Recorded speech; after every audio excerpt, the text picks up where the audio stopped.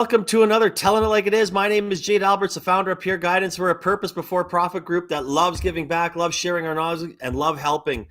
We got a few things to quickly announce. Startup TNT Top 20 is tomorrow. So come on out. There's going to be 250 people there. There's going to be a lot of great. Come out, network, have some pizza and some drinks, and we'll talk to you there.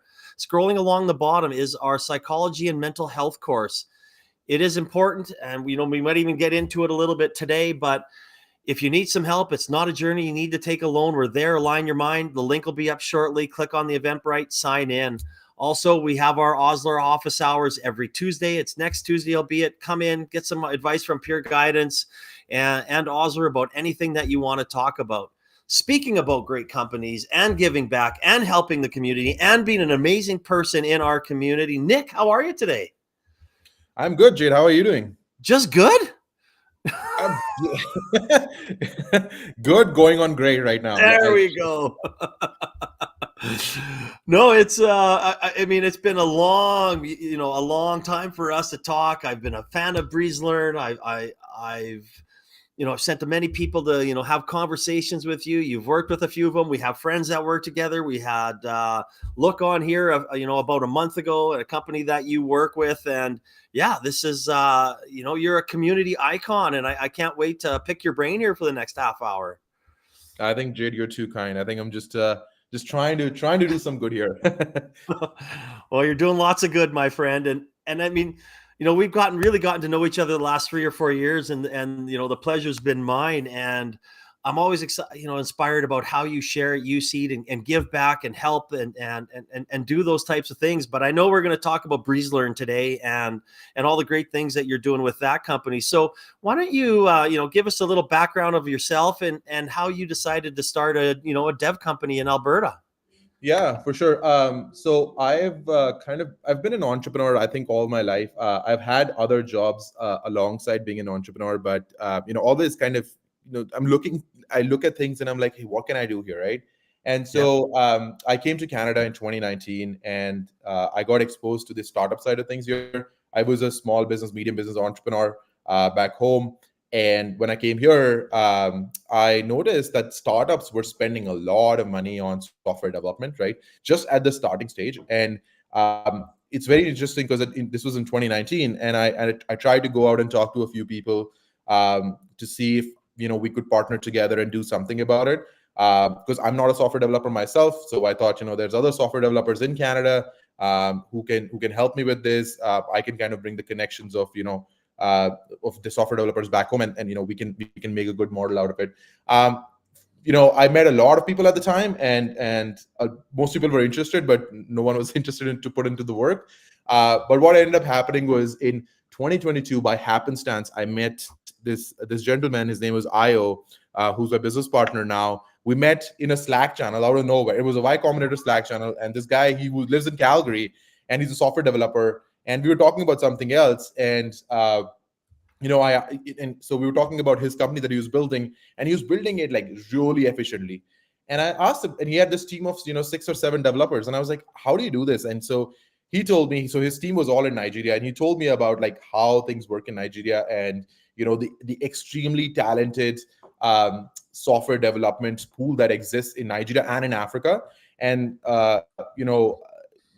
there's people that want to do high impact roles and work with companies in North America, but they don't have the opportunities, right? And so they're underemployed. They're doing jobs that are not in software development. And so that was kind of like a natural coming together of different things. And I said, you know what, we should help companies out. So yeah, we started BreezeLearn in 2023, January 2023. And for the first year, our agenda was, we're going to do $15,000 MVPs, fixed price, fixed cost, like fixed scope, and we'll get companies like MVPs out ASAP, and really well-built MVPs, right? So we would do everything from like high fidelity design all the way to development, and do development, with a separate front end and back end. So we're not doing, just putting something together. We were doing really good work. And so we did that for a year, which is how you got, Luke was on this podcast as well before. We did some work for them. There's a few other companies that we did some work with, and it turned out to be really awesome. Companies loved it. Funding bodies also loved it. They were for the first time seeing, for a very small amount, a lot of output being generated. And so we did that for the first year, and that was awesome. But kind of, our business has evolved over time, and now we're more of a staff augmentation company versus a software development company or dev shop. And what that really means is, we thought, by involving myself and Io in the middle, still, doing a lot of the work, we were, first of all, not really exposing the talent that we had directly to companies here. And yeah, that is what we wanted for this talent to be able to do. And second, also me and Io being in the middle adds cost, and it's 15,000 is a good amount, but we sincerely believe you can bring it down. And then also there's a few other things we can talk about, but essentially that's how BreezeLearn came about. It was an experiment. It was something that I noticed a big need for. And then also there was the real clicking point for it was I had a company in my portfolio that I'd invested in previously, and they spent $1 million and never got an MVP. So that was the clicking point at which I decided I want to do something about this, and so here we are today. I mean, I think that's such a great founding story because, I mean, you made a couple points that I want to grab. Right? I mean, one, that companies are spending way too much money on shit that they shouldn't be spending it on, right? And I in 9 years of doing that, that is one of the reasons why Pure Guidance is what it is today, because of, ironically, wasting money on consultants and tech and marketing and SEO and things that you don't need, that you may not know as a young entrepreneur or first-time entrepreneur. So, having somebody come in and understand that is so important. But what I've also seen is a lot of people get hammered with really bad overseas contract, thinking it's going to be cheaper. It's going to be those. I mean, again, you're nodding your head because you've seen it too. And one of the reasons why I like what you do is that, yeah, you have it overseas, but you're not an overseas. You and I are here. It's great. It's not, I'm not scared shitless about sending people to come talk to you, because I've seen people not get their tech back, have terrible tech, have to pay for it, not get released. So why don't you kind of, talk a little bit about that and why they shouldn't go overseas and why yours works? Yeah. So I mean, you hit the nail on the head. That is the one single most biggest problem that exists with overseas, right? Like, first of all, you don't know what you're getting into, right? Yeah, a developer might sound really good on paper, but then you end up working with them, and the other thing also is the problem with this industry, or not the problem, but like the way that this industry is built is that when you start building software, a lot of the costs are upfront, right? So you have to pay your contractors upfront to do a lot of the work. And so you end up in a situation, if you're working with an overseas contractor, where you give them like 30% of the money upfront, and then you're just hoping that this turns out well, right? And so that's a huge problem in this industry. And so where we coming? So exactly, when I moved to Canada, this is what I thought. I said, what, directly working with offshore developers is a bad idea. That never doesn't work out that much. But I'm here, right? And I'm someone who you can like meet for coffee, meet for lunch, or meet just to complain, right? In person. And so that is the role that we play at BreezeLearn here. Me and I, we're both here. We're a Canadian company. We also have a few other employees here. We're a Canadian company. If anything goes wrong, and we also give guarantees around this, if anything goes wrong, first of all, you're coming to us, because we guarantee your privacy, safety, security, your code base, your IP, everything is guaranteed by us. So you don't have to worry about whoever's working offshore.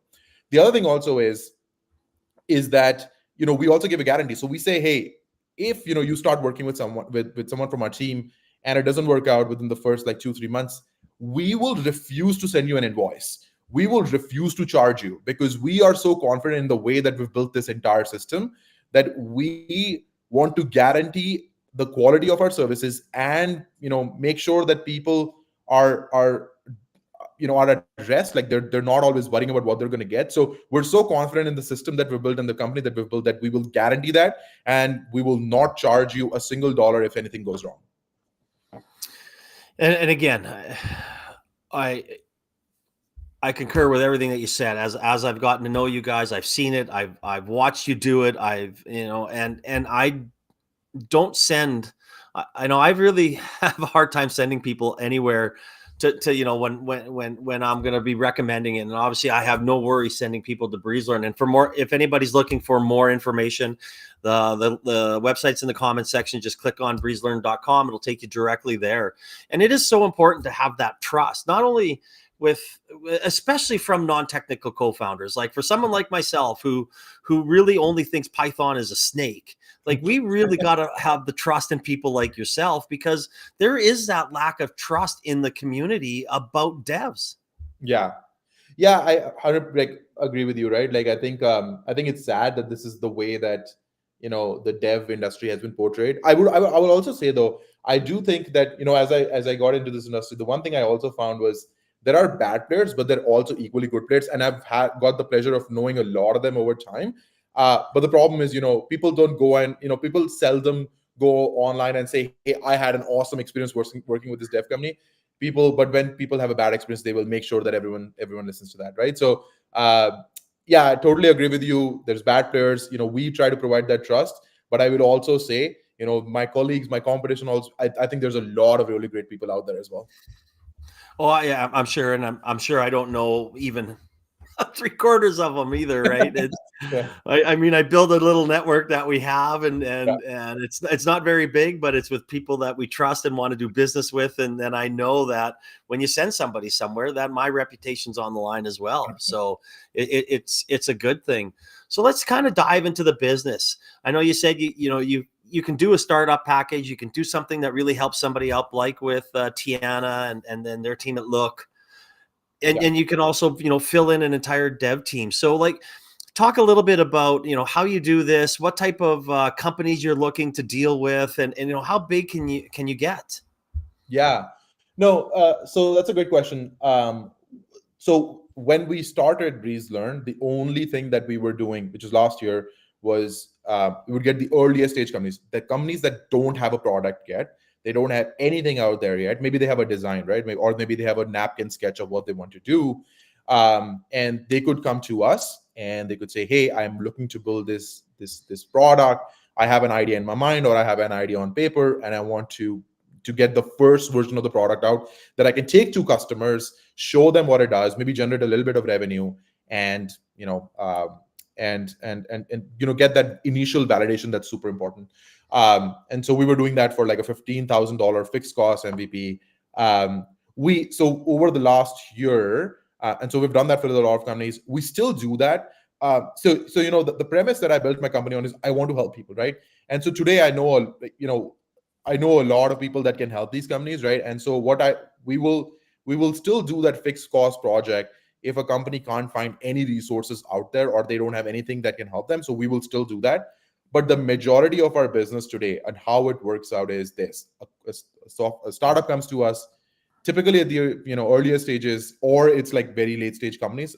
It's an interesting. We don't work in the mid market much, either really advanced companies or really early stage companies. They'll come to us and they'll say, "Hey, I want to build XYZ piece of software," and what we will do for them is we tell them, "Okay, here, first of all, right?" They will say either they say yes or they say no. If they say no, which is most of the cases, we'll say, "Okay, you don't need to spend 20, 30, $40,000. The first and the smallest thing that you can do is you can get a high fidelity design, right? So a high fidelity design is something you build on like a tool like Figma, where you can build the entire layout of the app. The only thing that it won't do is like it won't have the actual connections and the features, but it'll give you a good screenshot of what everything is going to look like, right? And that costs around $2,000, $2,500 with us, right? So straight away from spending 20, 30, $40,000, you brought it down to $2,000 for the first step. And we don't treat it like it's a full project. We say, "Hey, you can literally take that $2,500 project or the delivery we've given you and go to anyone else, right? You can go to anyone else. You can hire your own team. You can do whatever." That's the first step, right? And then so we've built that design. It's all's good. There's customer validation on it, stuff like that. And then if the team wants to work with us further, what we do then is we give them, let's say, a front end and a back end developer or a full stack developer, like whatever the team needs to be. We will give them someone like that who can essentially take that design now and build a full app for it. But this person becomes a part of your team, right? So they are Yeah. full time working for you. They are on your team. You manage their deliverables, you manage their project. We manage the HR, we manage the backend. We also provide free technical support. Io will step in, and if there's a problem happening with something, he will come in and he will, for free, he will say, "Hey guys, I think you should problem solve like this." But generally it's not either. Our developers are really really smart, but if that happens, that is an option. But essentially this developer becomes a part of your team, and they will go out and build your app in the next 4, 5, 6 months, however long it takes. And you can choose to keep the developer for longer period of time if you want to. But if you think, and we tell this all the time, if you don't need the developer after that 6 months, you can just say, "Hey guys, you know what, I have my first version of a product.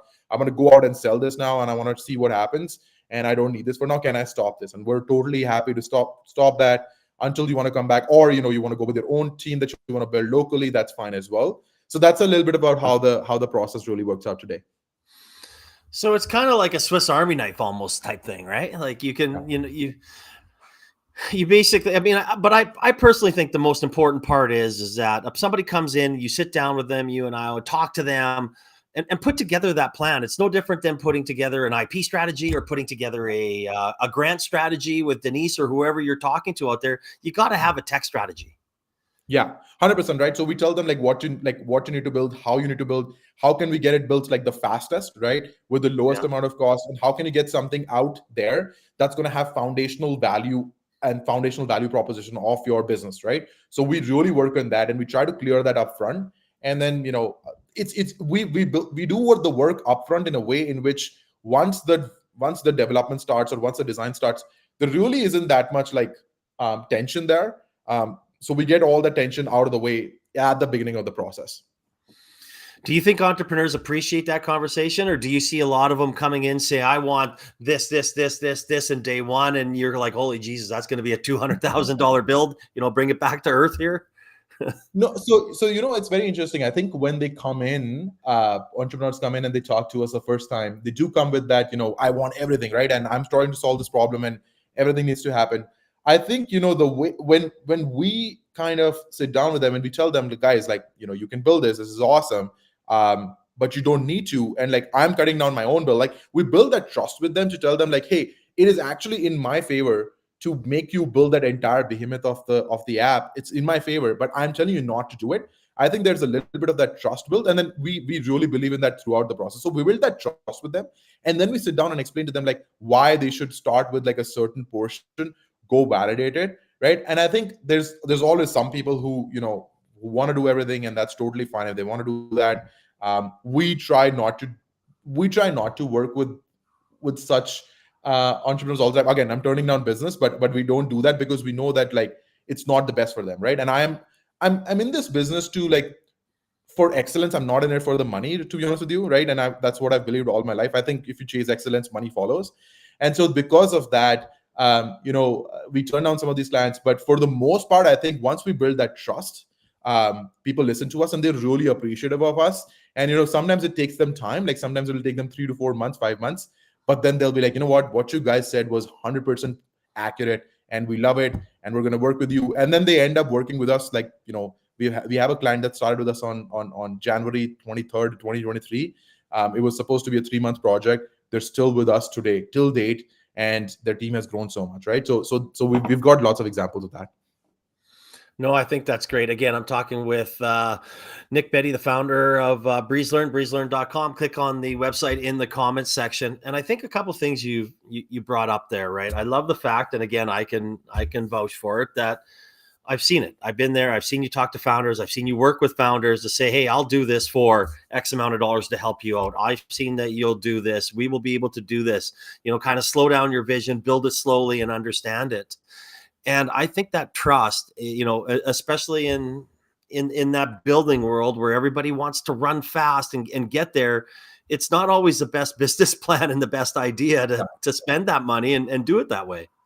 Yeah. And I think there's that too, but I also think inherently when you try to build something that is when founders come up with an idea, especially non-technical founders come up with an idea of a product, and they have all these different visions, they don't realize how much time it's going to take to execute on that vision, right?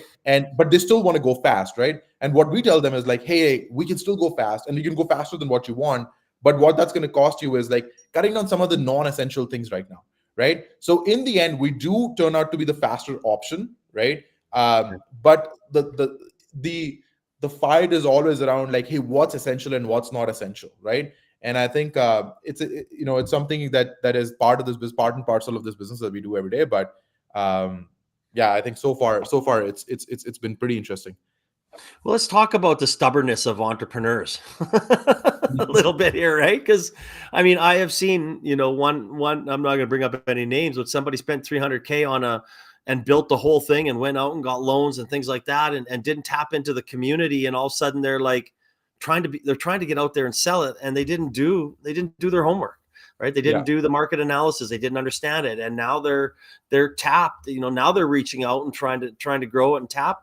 But again, they're struggling. Whereas, many of these people that have done it, and you can see this, and we talked about it before, what you think you're going to be and who you're going to sell to may not be your initial, your ICP. So, going slowly and figuring shit out as you're moving forward is the way to grow, and is the way to find out, and is to make sure that you're spending the right amount of money on the right clientele. But you got to get that feedback. So getting something quick and into the market as an earlier stage company is extremely important.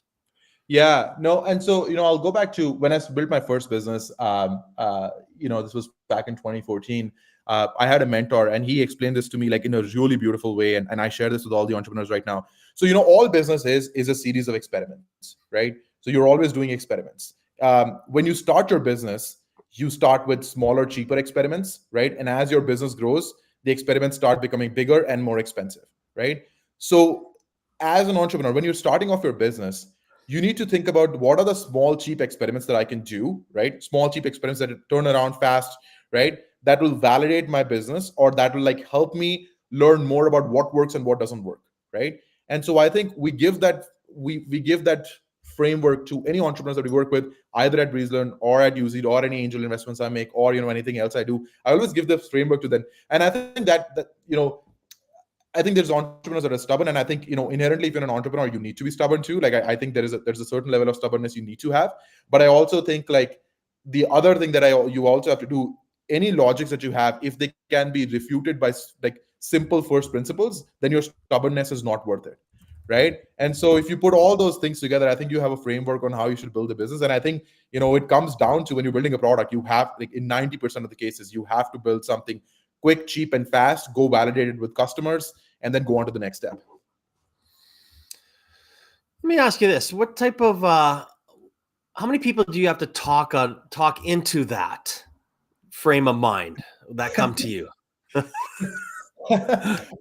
You see it. I mean, I think I would like to say, I think I would like to compare our numbers, because you get to see it. And yeah, so it's like, it depends on the hat that I wear, right? Like if I'm an investor, if I'm talking as an investor, if I'm talking as a developer. But I will say that, like, I think majority, like I would say 80% of the founders that I interface with regularly, in the first interaction with them, I do have to kind of put this framework in front of them, right? And then I think around, like, out of that 80%, I would say like the vast majority, 60-70% appreciate it. There's 10% that don't. And I think I'm not always right. Like, no opinion is black and white, right? So I'm not saying that's the wrong thing to do, but I would say 80% of entrepreneurs, like, they do come with this like big vision and want to build this everything, and with that stubbornness and stuff like that. And then I think I have to kind of explain that framework to them. Oh yeah, that was actually kind of my number two. Well, but again, I think I think that's very important, because a statement you've heard me say many times is, if you've never been an entrepreneur, you should not be helping an entrepreneur. 100%. And I think your knowledge as an entrepreneur and having a mentor tell you something along those lines is great advice. And having someone by your side, not just saying, hey, give me more money and I'll make this happen, but saying, hey, you know what, maybe slow down a little bit. Let's focus on this. Let's get out there. Let's sell a little more. Let's prove this concept before we start spending more money on additional things that you may want to add to your tech. Yeah. And I think I say this all the time. Like, I don't think I'm qualified enough to be an advisor, mentor. There's actually one, and it's very funny because there's one company that asked me to be their advisor and asked me to put on LinkedIn. But if you go to my LinkedIn and you will see it, I like right under the description, I say I don't like the advisor title, because I don't think I'm smart enough, right? Like, but I think like what I am good at is when you're talking about tech development, this is what I do day and night, right? This is what I do, like what I've done with the hundreds of companies by now. Right. So I can tell you something, from my data set of what works and what doesn't work. Right. And I'm telling you that I'm actually killing my own business. Right. So there's literally no upside for me here. Right. Like there is no upside for me. So if I'm telling you something that I've experienced myself and I'm killing my own business, you kind of like got to read between the lines and see what's the truth. And I think most people do appreciate that. So that's the way that I tackle that. Well, there's only one other company I know that has a worse business plan than you, and it's Pure Guidance. So, what do you Uh, mean when you're in the business of wanting to give back and help and do those things? I mean, that's important, right? I think our community needs them. I think they need companies like yourself that will be honest, that has a little bit of experience and is willing to share that knowledge that will, whether they listen or not, that's fine. At the end of the day, it's their business. They have to look in the mirror if it doesn't work out and say, I made the right or wrong decisions. But yeah. having some people like yourself out there, it only helps people get to the next level of their business. Well, the first business that I built, we went from zero to literally like $20 million when we ended up like, exiting it. The one thing I will tell you, like what works, like really 100% works, is you try to always build value, right? Throughout your business, you try to build value. So like when you say Pure Guidance has the worst business model, I have a bad business model.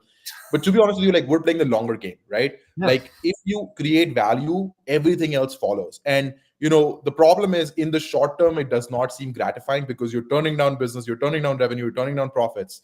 But I can tell you this firsthand, you build so much social capital and so much trust that way in your industry with your prospective customers, with people that have like walked away. Like the number of times that I've turned down people and they've like sent their friends to me is like I can't even count that. It's so much. And that only works out because you're building value, right? You're building social capital, you're building trust, and you've got to play the long game, especially when you're in the venture business, especially when in a business that you want to last your lifetime, and then maybe for your kids, like a legacy business.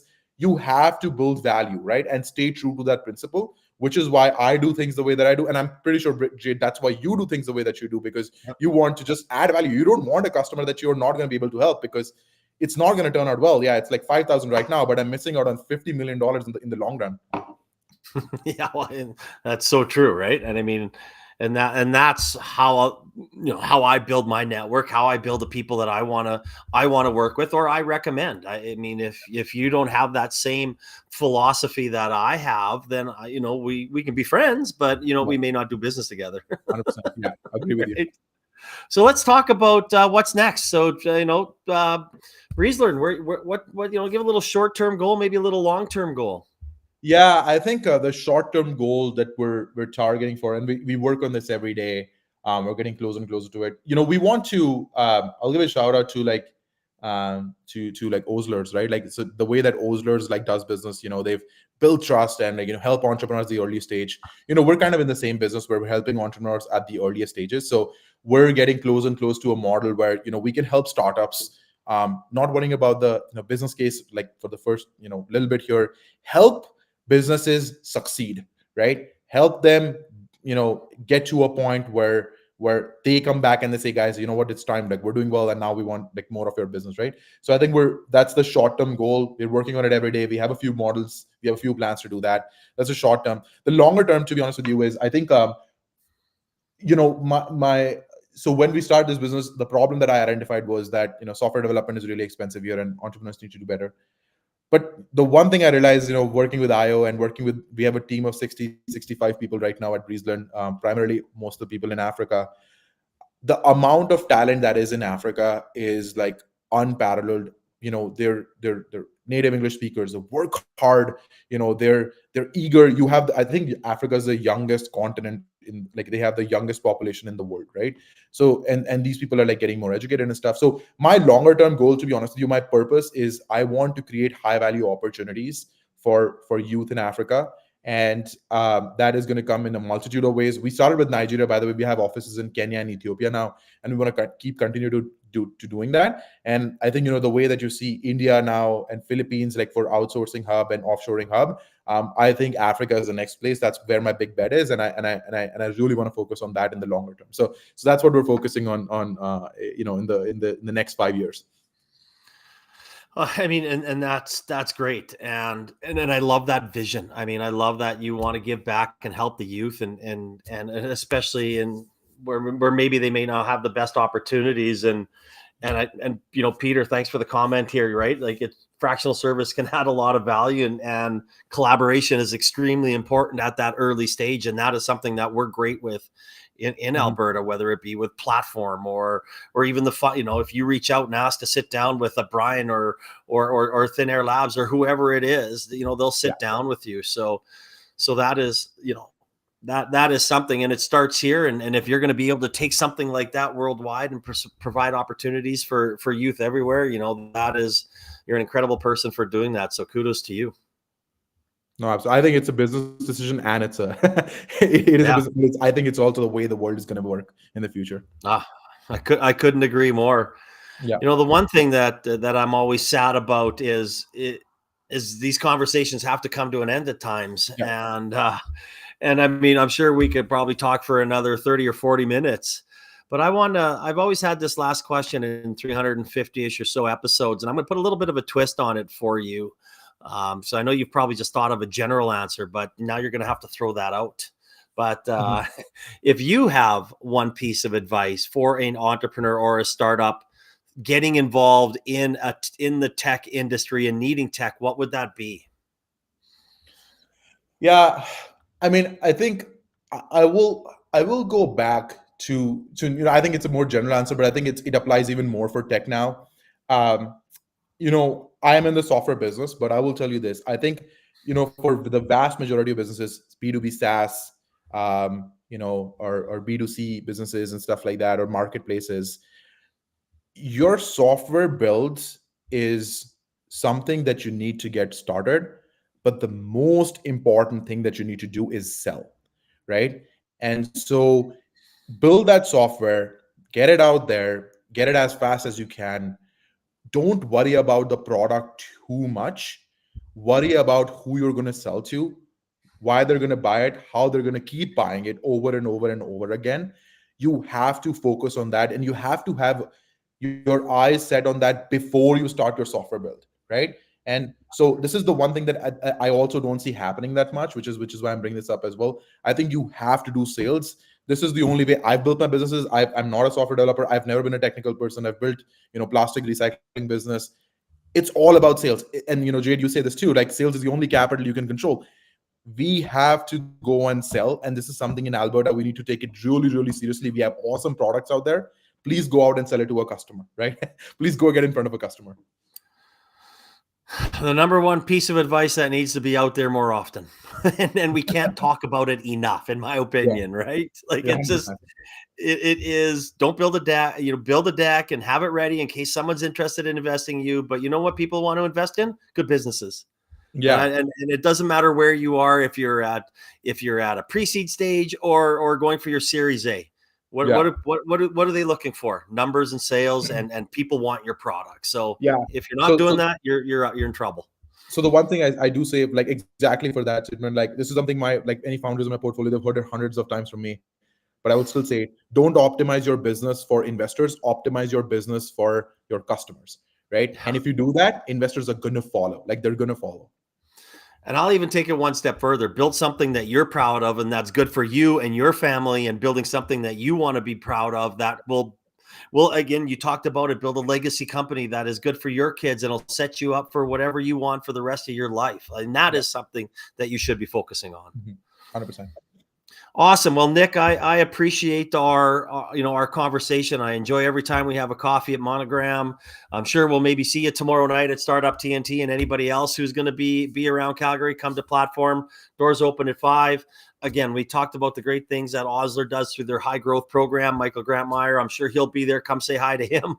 And you can come in, next Tuesday, sit down, ask for advice. And again, the one thing that we talk about the most is a journey you don't have to take alone. So the psychology and entrepreneurship, align your mind, the first of 4 courses is going to be next Wednesday, 4:00.